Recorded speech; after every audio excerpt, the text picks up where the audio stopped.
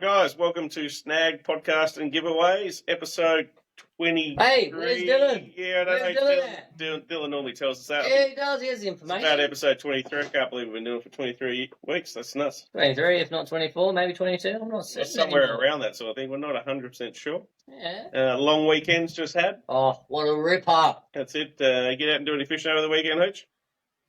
I didn't. I ended up going down to Sorrel at a mate's farm, and the townies all came out from Hobart, and they don't get out much. So we did gun school again. Last year I took their kids and the people that didn't have much experience through shotgun clay target shooting and rifle target shooting, and I walked them all through a fairly sort of structured safety program, and they had a shot some targets, and then broke some clays, and they had a ball. So we did that again this year. Fantastic. That's actually really nice. I think that's a brilliant thing you got yourself into. Yeah, it's good fun. And I try to get out at all. Different. Didn't we dabble in that once? We Jesse's did. birthday. Oh, we did. We went down to Red Banks. That was good Redbacks. fun. Yeah, that's cool. That's Good cool. facility. Yeah. Been there a couple of times. That was good fun. Yeah, nice. I've really done a lot of shooting before. That was fun. No, that was Turns out that I probably shouldn't do a lot of shooting because I wasn't particularly great. Not like Yeah. Jesse, the birthday boy. He was. Oh, man, he's unnatural. He was cleaning up targets, wasn't he? Yeah, for a man who wears glasses, misleading. Absolutely, 100%. What a weapon of a bloke, though. Cool. So, Dave and I were talking about it before, which I was sort of curious about your thoughts. Obviously, like, flathead's not as popular a thing for a lot of people to go and chase anymore, and people are out there chasing snapper and kingfish and stuff. But I was wondering about the old humble mackerel. Obviously, they turn up in big numbers and stuff like that. Have you ever sort of spend much time catching them and instead of using them as bait, is actually cooking them up? Well, Yeah. I haven't actually had much experience cooking them, but they were getting so prominent in Bass Strait. And I mean, this is both versions. You've got the yakka, and then you've got the slimy mackerel, or I suppose people know them as blue mackerel. And they have been really quite prominent in Bass Strait for a couple of years now, and the size has also been getting quite big. So last year, on the last third of an incoming tide, they were coming in with the green salt water, and it was a lot of good fun. And so I was catching them predominantly for some crayfish and bait for when we went ringing down the west coast. But in the end, I thought to myself, well, I'm going to give these a try because there's a lot of debate online, as there always is online.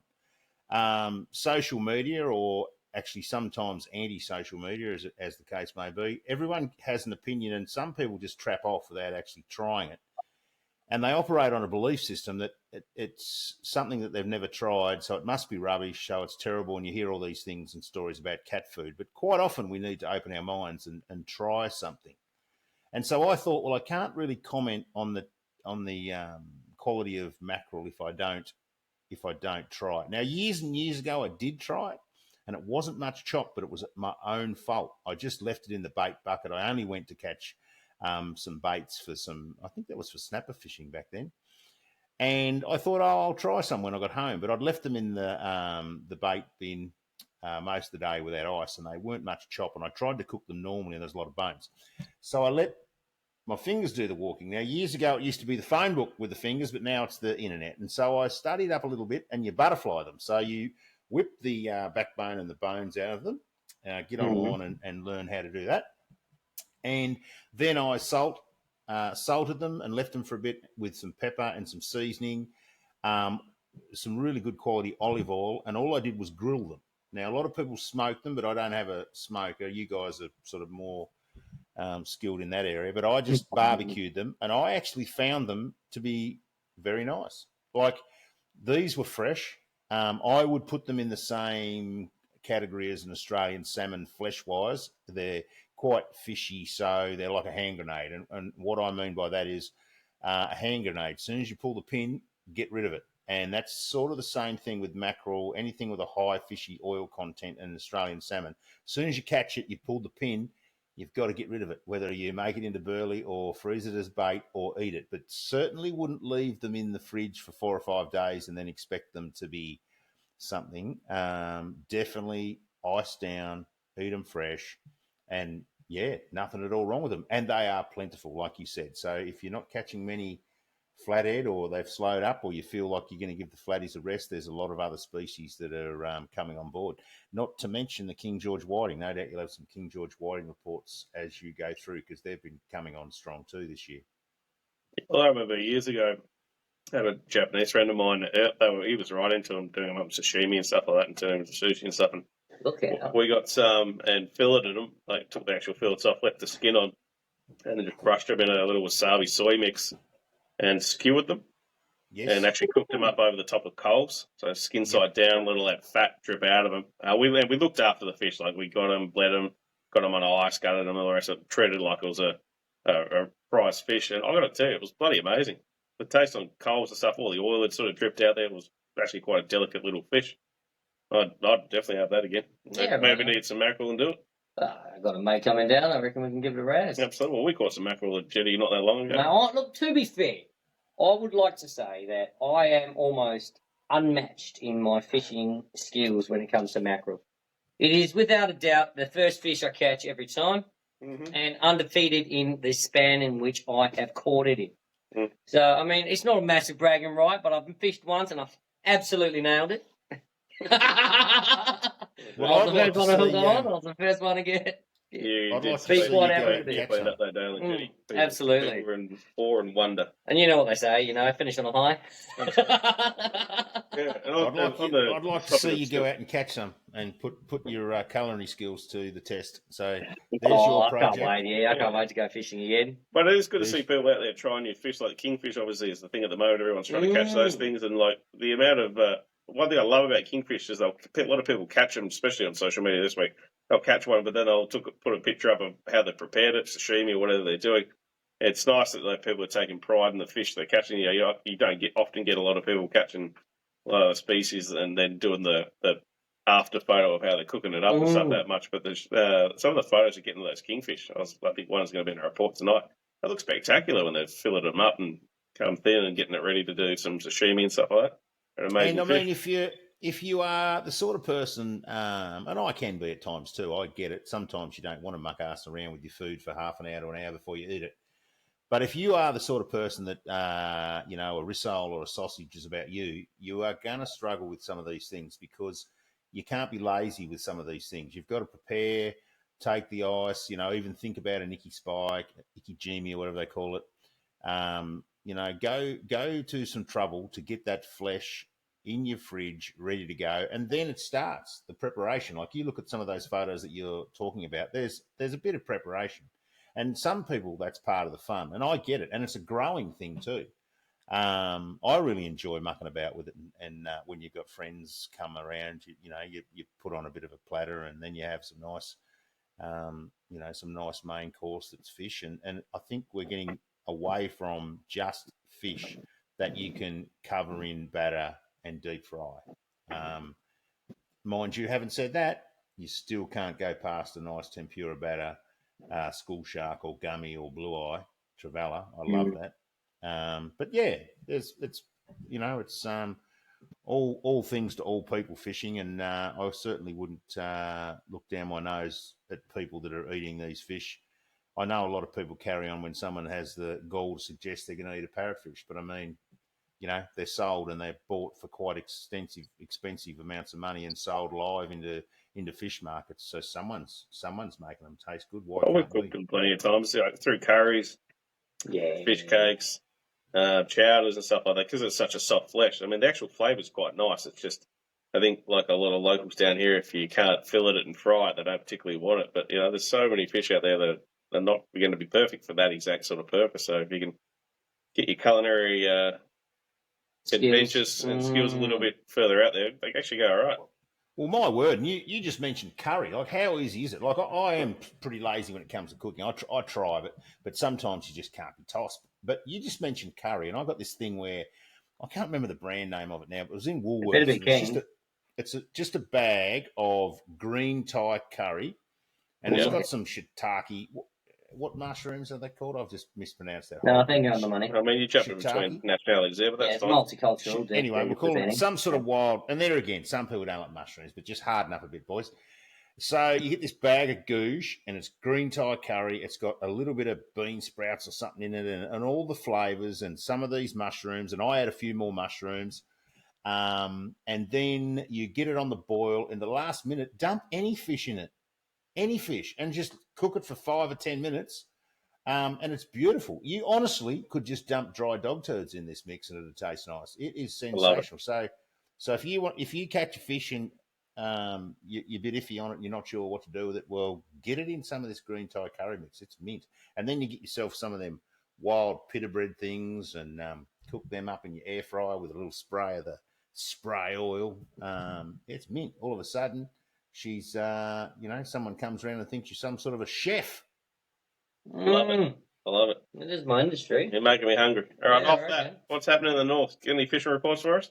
Well, I'll tell you what, something very, very wild is happening in the north because the water temp is off its nut.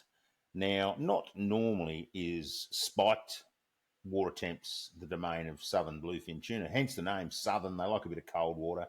But they're in the strait, the southern bluefin tuna. But what was caught yesterday, I think, pretty sure it was yesterday, was a striped tuna.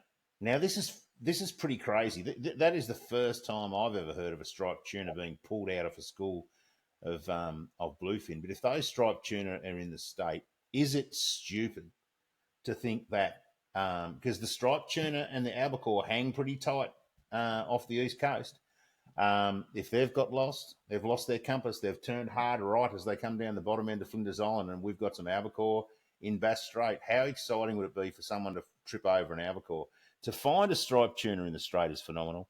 I'd hope when the weather looks after us, and we had some pretty good weather yesterday. That's why I think they were out. Get out there and drag some lures. It's an exciting time. And like you said, the water currents, those jellyfish that are all down in the Derwent, they've come down on the current. We've got leatherback turtles in the Derwent. There's nothing sure. Oh, we had a yellowfin tuna caught off the east coast. One of. Now, if there's one, there's 100. And if there's 100, there's 1,000. There's somewhere there off the east coast. I think traditionally we need to get a little bit wider and try and find those hot water breaks, those temperate water breaks on the backside of the shelf. So yeah, if you're out there and it's a beautiful day, get wide, 4-6 nautical miles of the shelf. Get your eyes on stalks. Look for some disturbance. Look for some birds. And quite often when the yellowfin are feeding, they'll be punching out of the water, looking $1 million. So I think it's an exciting time, and I've got a little bit of time off coming up, and I think I might try and bum a ride on someone that's going wide, because I think off the east coast, I know you asked me what's going on Bass Strait, but it's just exciting times with that current. And there's some marlin out there and some yellowfin tuna. So that's what I'm excited about. I'm pumped. Got to get out there. Bring it on. Very, very good. Yeah, what a bunch of fish, eh? Very good. An array. I mean, are there any other fish we could mention?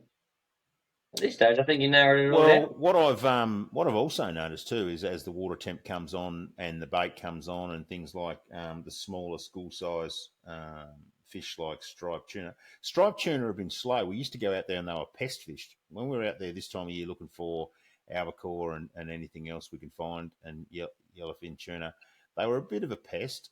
But you know that if you've come across a school of striped tuna, something else is on them, and normally it's mako sharks. Mako sharks are one of the fastest fish in the ocean, and the reason is they feed on things like stripy tuna. If you're a stripy tuna and you've got a mako shark up your bum, you have got quite the turn of speed on you, and that's why mako sharks have had to sort of over thousands of years develop a turn of speed in their own right. So the mako sharks have been strong as well. I've noticed a fair few being caught, and also a very nice thresher shark, common thresher. It was big enough that you might have thought it was a deep water big eye, but it was a common thresher, quite a large one that was caught off Eagle Hawk Neck. A few people have been also trying the deep drops.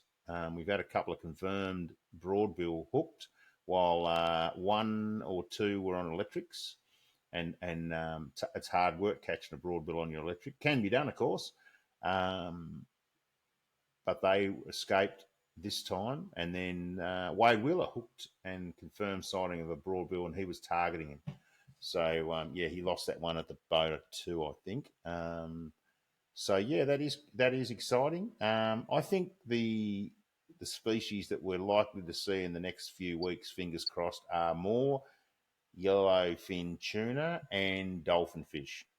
I think those mahi mahi, they've got so many names, those fish. Dolphin fish, which is confusing because everyone freaks out you're catching dolphins. Of course, they're also called mahi mahi and what's the other one? Dorado. Dorado.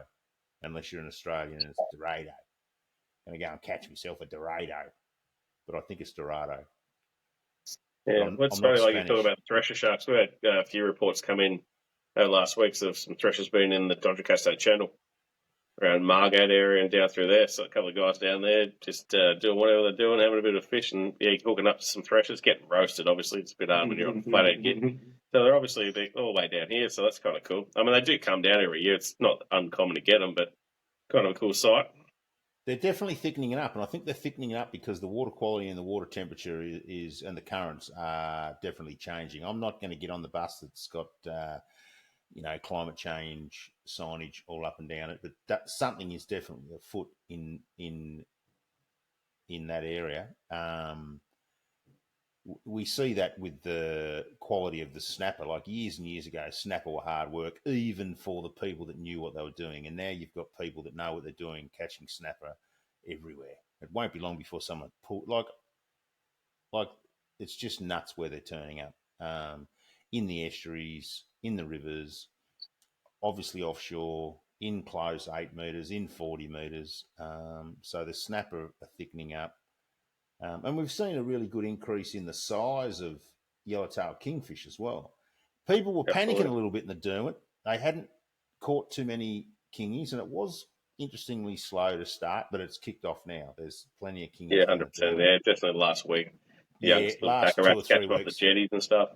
Yep, my word, and they're coming through pretty thick. So yeah, and all down the east coast, in and around Coles Bay, in and around Maria Island, Orford, Swansea. Where else? Oh, we were down at Shooting Passage and in and around the island there. Yeah, that's the secret with the kingies. If you're in a boat, is you've got to get your mindset that you've got to actually to increase your percentage of chance of catching a kingy is the speed in which you troll. It's twice as fast as a salmon, and they just love the speed. It switches something on in their brain. Like I rabbit on all the time about the fake rabbit, that goes past a greyhound. The greyhounds are just minding their own business. They're getting put in the box and they're not too fast. As soon as that thing goes past at a certain speed, wobbling, those greyhounds want to get it. And that's precisely what a fish like yellowtail kingfish do. They switch on. And if you lift that speed, what do I normally think? I normally think 10 kilometres an hour. So I think it's about 6 knots. Yeah, definitely 5 or 6 knots. And if you think when you're casting that you are winding too quickly, you're not. Yeah, you've got to turn it up again. Oh, look, a lot of people, and you've got to cast. And I was mentioning to Tom this week that Tom is putting together some kingfish rods and reels, because if you're going to stand on the banks of the Derwent, on the points and on the bays that have these fish, you have got to cast long and far. You've got to cover ground because you've got to put your lure in front of their nose. And if you've got your normal old casting outfit, you're sort of doing yourself an injustice. You have to get 7 or 8 foot of rod. It has to have a reasonable ability to cast a reason, like 100 gram at least metal slug, because you want to be able to fire that thing 100 metres. You should be able to get yourself a setup that you're casting over 100 metres fairly effortlessly, because that's what you want to do. You've got to cast 1,000 times to find these fish, and when you find them, then that's the fun. You can work out, well, okay, that's where they were, and you just keep trying to drag them in. So yeah, if you think that you don't have the rod and reel to get that done, and it's not expensive. There's 3 different price points to get this job done. You just need a 3,500 to 4,500 reel with 20-pound braid, maybe 30-pound braid, and so that line flies off the rod and reel and covers a bit of ground, and you just work that fan, bang, bang, bang, bang, move, start again. Just I keep often on say to casting. people, Yeah, Mm. I often see people cast 4 or 5 times and go, "Oh, they're not here," and it's like, okay, you're about Well, we've 40 had sessions casts. with them where we've been casting straight for 4 hours, and you go, I got last cast, and then whack, get a 4-way hook up on your last cast. Yeah. Yes, and I mean if you're got a lure that'll take a bit of speed, just vary it. And when you think you're winding it too fast, fire one out and rip it twice as fast. And if you're working your soft plastic and you're working it erratically, and you think, oh, I'm working it too erratic, try working it even more erratic. It's Mm. crazy how they fire up these Yeah, fish. good fun. My word. Good. All right, time to do some reports talking about kingfish. Absolutely buckloads of them. All right, brag time. Let's go. Yeah, I'll brag your points. Me going first or you, You go first. You go first, my man. Rightio, Ned Shaw with the cracking kingfish. Absolutely awesome work, Ned. Dean Martin with a nice kingfish from up at St Helens. Well done, Dino. Martin Stevens and co with some healthy kings. Coles Bay after high tide. Nice work. George, first couple of kings for the season up near the CSIRO, which is kind of cool. They're moving up the Derwent. There's good numbers about. We'll get a bit worried that we're going to come. I thought we were going to be all up your way. But all the small ones have turned up, which is good. It's definitely a you, right? That's Tubby Quinn. Cool, Tubby Quinn. And the crew with an awesome kingfish haul from up north. Yeah, those boys do well. They got into a good school of big ones. So How far north are we talking? I would assume, what would it be, St Helens way, a bit north, you would say, Edge? Snelling. Possibly Elephant Rock type area. Somewhere along that. Mm-hmm. Yeah. Cool. Josh Strudwick. John Wick. Himself. Josh Strudwick with a cracking kingfish from up the east coast, and I was saying before, awesome presentation, and he looked after that fish. I don't know, you'll see the photo later. It's like the head's there and all the fishes around it. Absolutely spectacular. I'll do this one too. Yeah. The 11th spot on Shimano Australia Day Shark and Gamefish Challenge was run over the weekend with perfect conditions. They had 17 teams headed out, 7 sharks weighed in and 4 tagged. Awesome work, guys, and awesome work to Spot on the Fishing Connections for sponsoring that event. Good job, guys. Shout out to Shimano for doing a little bit of something. They do something as well. It's good. Yeah, no, good on them. And then you got Bobby Ling with a cracking King George. Awesome work, That's Bobby. the lighting stuff, isn't it? That's them, absolutely. Legend from MSK Fishing himself went out over the weekend and did some deep diving style lures for Brim. He was using a Daiwa Spike 53 SP in Weedy Suji. Try and say that 5 times fast. Ain't gonna happen with Rex Gorham with some awesome ling from up the east coast. I'm not sure if you saw that picture or not, but those ling were huge. Yeah. Yeah, they were good. Well. They were good. Absolutely. Seth Laird, 45 centimetre luderick caught on a spear. Geez, it's a big luderick in the last couple of months. Mm. But there's stonker big things on the reports been coming through. It's kind of cool. Awesome work. Jason Knowles. Jason Knowles on the crew with some epic snapper up the coast, changing it up with some snap. Nice work, legend. Brady Free with an awesome snapper in 5 metres of water off the beach. Good job. Kudos to Starting to appear everywhere, those things. Yes, indeed. Trout. That's it. That's what it says. Dan Smith competed in the Back to Petter comp over the weekend, taking out the best land-based fish overall. Yeah, awesome work, legend. Now, well. Mm-hmm. And Great Lakes been fishing well. Plenty of fish on the midge. Haven't had a lot of trout reports over the last couple of weeks, but that's kind of what it is. A lot of guys saying that the fish are fishing well in Great Lake, but they are all on midge, and the guys on lures are doing it hard. Woods Lake's fishing pretty well. I did hear that. Not big fish, but good numbers. Had Bronte starting to fish pretty well for those that guys can get out a little bit deeper. Mm-hmm. Any trout reports anywhere, Hitch? No, but the amount of it's a bit of a double-edged sword, isn't it? The heat, the last few weeks. One, it's really good for insects, but they're sport for choice then.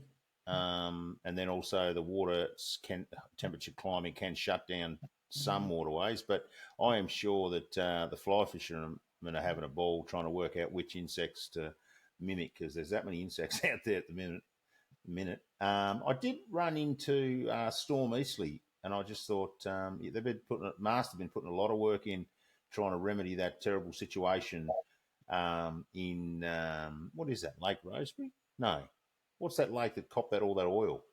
Tulla. Can't remember. But they're working hard on it. Yeah, I was going to have a quick look, but there's I can't remember which lake it is, but I'm pretty sure it's the one at the Tulla Chalets. Anyway, some unseasonal rain, which you think that's a bit random, but because West Coast is basically rains 300 days of the year and drips out of the trees the rest. Don't hate on me, West Coasters. I used to live there. I was just joking. So what happened was there was an unseasonal or a unique amount, which sounds weird, I know, high amount of rain in a short time frame, which flooded somewhere, which was unusual. And there was historically a well that had some oil in it from some yesteryear situation. And of course, oil floats on water. So it floated up out of wherever it was sitting, minding its own business, and ended up in the lake. Now, we know oil in the waterways is terrible. I don't know too much about it, but it was a quick chat to Storm Eastley from Mars, and he's been putting, along with a heap of other people, 12-hour days. He was on his way home. I saw him there at one of the service stations there, halfway back to Hobart. And, so they're trying to rectify that. Bit messy, bit sad, but these things happen, and, hopefully they're on top of it. I guess as long as we learn from it, we're laughing. Well, I think that's about all we got for reports this week, guys. Hang on. Whoa. You've got something else. You were talking about kingfish there, and I've sent a photo in there for Dylan to add in while I'm talking about it. But you were talking about the kingfish, and I couldn't help but going to bookend the kingfish. We've got Team Shimano, Mason Paul. He's holding on his Facebook page a fantastic kingfish. They've been putting the hours in. So go over there and have a bit of a read of him and his young son catching those kingfish. They're a phenomenal fish. Now, their experience in that particular area is amazing. They've got a lot of experience catching all sorts of fish. But I just loved the Tassie Kingfish page because yesterday there was a picture, and I'm going to look it up because I must have a look. Who did I send that to? You guys. It is a young lady has caught her first kingfish, and her mum, Emily Douglas, is proud as punch. Get over there and have a look at that.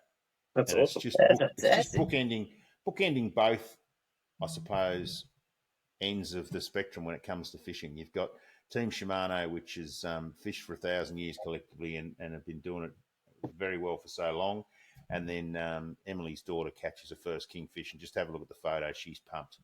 And that's so awesome. I love that. I think I did see that photo around the web somewhere. Awesome work. Yep, good stuff. Right. And that's me done. I'll shut up now. I'll go to sleep. That's exactly it. Man. All right, guys. Don't forget, if you love what we do, jump on over to www.snag.com.au, grab yourself a membership, win some epic prizes like a lot of our happy members are. If you've got fishing reports, chuck them in on our Facebook page. We'd love to mention you guys on here, and I hope you guys have a good week's fishing. Absolutely. And don't forget, this is the podcast part. There's the giveaway part, and I've really been enjoying ringing people and letting them know that they've won some stuff. They really, really enjoy a phone call. It's good fun, actually. It's good for the soul, and I've been enjoying it. You ring people up. They're a bit funny at the start because I think you're selling them solar or something funny, but once they work maybe out an update to an NBN, yeah. It's actually quite funny that they recognise the voice a little bit. And you're famous, mate. No, not so much that. I just think I sound boganish Tasmanian. I'm not sure, and it feels like home. It's like a comfy blanket for them. All right, catch us all later. See you, bye. Yeah. Adios, amigos.